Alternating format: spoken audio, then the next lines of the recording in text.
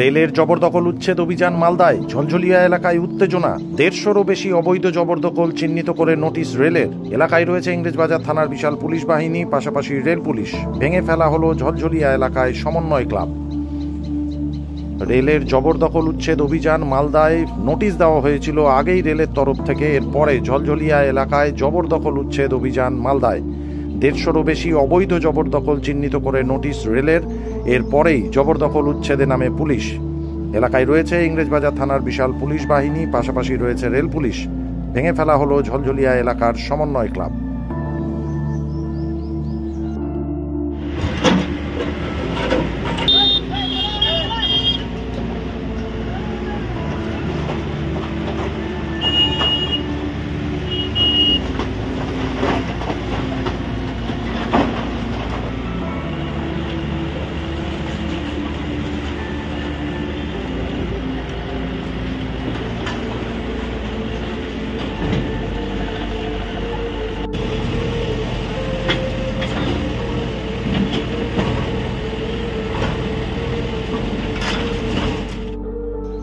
Bureau report, সংবাদ Bangla TV.